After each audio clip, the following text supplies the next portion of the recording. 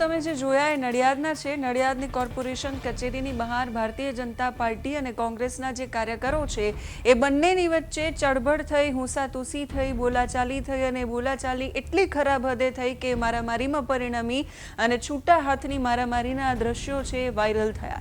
અને પછી ચર્ચા થઈ સોશિયલ મીડિયામાં કે ભારતીય જનતા પાર્ટી અને કોંગ્રેસના કાર્યકરો વચ્ચે નડિયાદની અંદર મોરે મોરા થયા. કારણ શું હતું એના વિશે વાત કરીશું. નમસ્કાર, આપની સાથે હું સેજલ.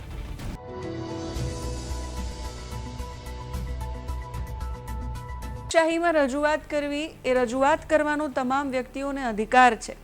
સામાન્ય રીતે આપણે ત્યાં રાજનૈતિક પાર્ટીઓ હોય, એ પાર્ટીઓના કાર્યકરો હોય જે પ્રજાના પ્રશ્નો ઉઠાવતા હોય અને પ્રજાના પ્રશ્નો ઉઠાવીને લાગતા વળગતા અધિકારીને રજૂઆત કરવા માટે જતા હોય.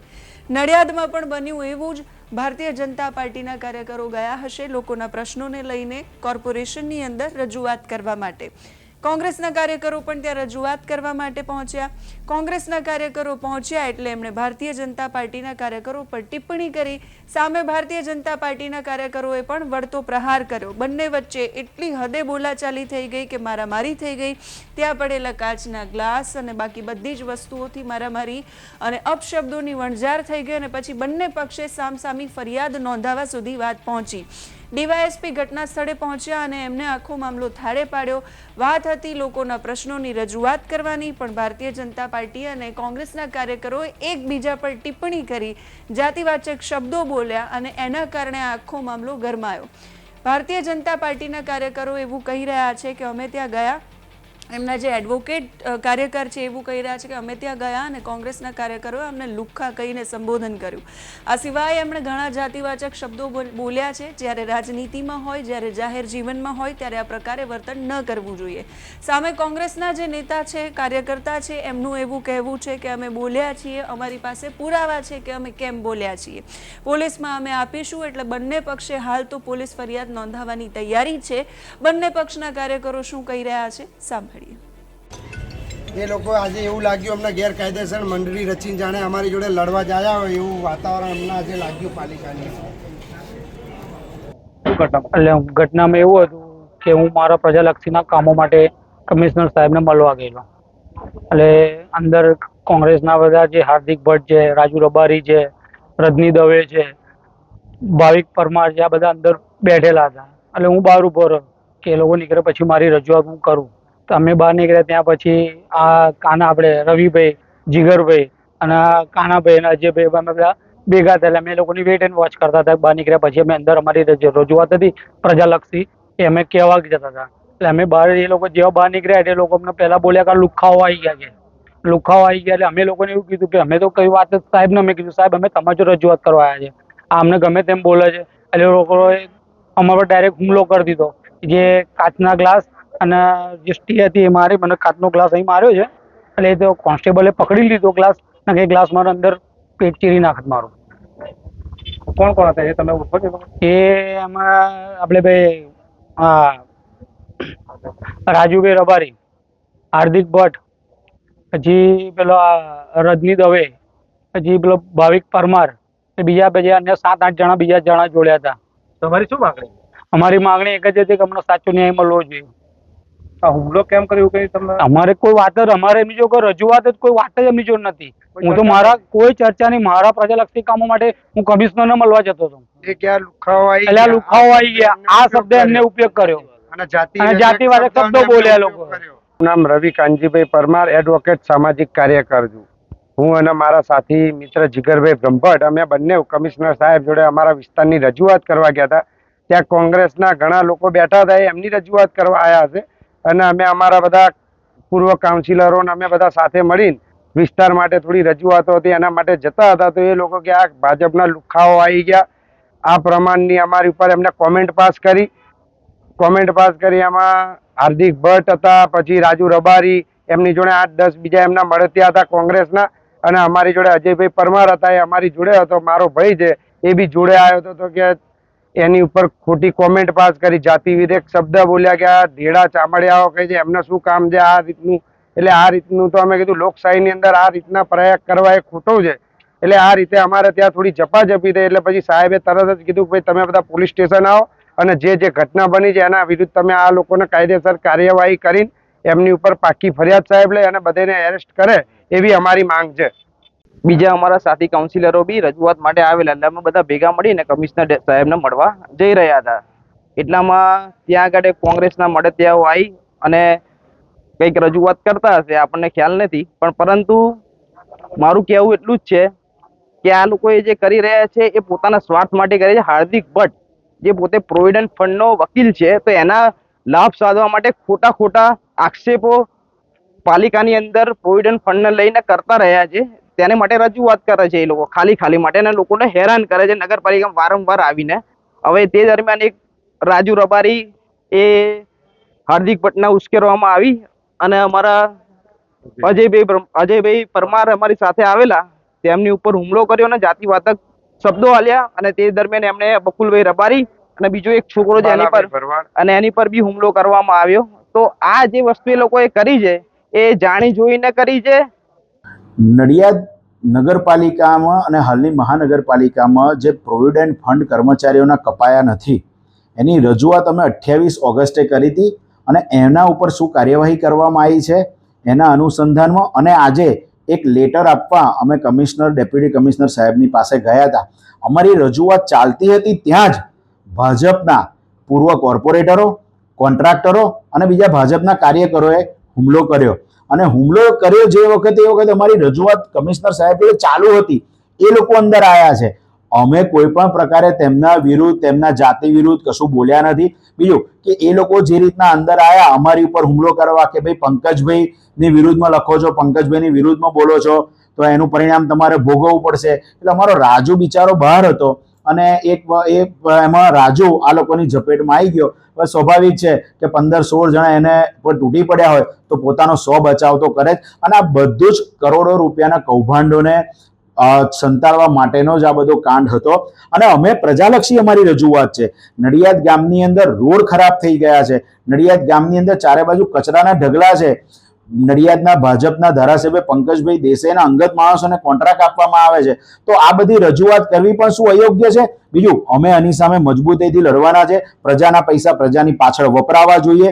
અને આ બધું જે હકીકત છે એ કરોડો રૂપિયાના ભ્રષ્ટાચાર થાય છે એના જ અનુસંધાનમાં કરવામાં આવેલી આ બધી ભાજપ દ્વારા આખું પ્રોપરગંડા કરી અને હુમલો કરવામાં આવે. જ્યારે અમારી રજૂઆત કરવા ગયા ત્યારે પોલીસ પણ ત્યાં હાજર હતી. એ લોકો જે રીતના કહે છે પોલીસ અમારી જોડે હાજર હતી, અમારી રજૂઆત ચાલતી હતી, ભાજપે હુમલો કર્યો છે. અમે લોકો ક્યાંય હુમલો કરવા ગયા નથી. પંકજભાઈ, કોંગ્રેસના શહેર પ્રમુખ દ્વારા આક્ષેપ કરવામાં આવ્યો છે કે મહાનગરપાલિકામાં જે કામ ચાલે છે, જે કામ થયા છે એમાં ખૂબ મોટો ભ્રષ્ટાચાર છે, અને એ જે કોન્ટ્રાક્ટરો દ્વારા કરવામાં આવ્યું છે એ તમામ કોન્ટ્રાક્ટરો પંકજભાઈના માણસો છે. પહેલી વાત એ છે કે મહાનગરપાલિકાની અંદર કોઈ પણ કોન્ટ્રાક્ટર કામ કરવા આવે તો પહેલાં તો જે કામ હોય એનું ઓનલાઈન ટેન્ડર બહાર પાડવામાં આવે છે. અને ઓનલાઈન ટેન્ડરની અંદર કોઈને ખબર હોતી નથી કે કયો કોન્ટ્રાક્ટર ભરે અને કયા કોન્ટ્રાક્ટરને ટેન્ડર લાગે. આ પહેલી વાત છે. બીજું કે તમે એની પાસે પહેલી માહિતી એવી લો કે કયો કોન્ટ્રાક્ટર મારો છે તો મને ખબર પડે. આ તો તમે એને જે આક્ષેપ કર્યો એ વાહિયાત આક્ષેપ કર્યો એના મારે જવાબ આપવાના એવું થયું. પણ બીજું, આ કોર્પોરેશનની અંદર મેં ક્યારેય કોઈ ટેન્ડર જોયું નથી, કોઈ કર્મચારીને હું મળ્યો નથી. અને બીજું કે આ જે પ્રક્રિયા થતી હોય આમાં અમને કોઈને જાણ થતી હોતી નથી. બીજું કે અત્યારે કોર્પોરેશન દ્વારા કયા ટેન્ડરના કામ કરવામાં આવ્યા, હજુ તો શરૂઆત છે. હજુ તો ટેન્ડરો બહાર પડે છે અને ટેન્ડરો બહાર પડ્યા પછી કામ થશે.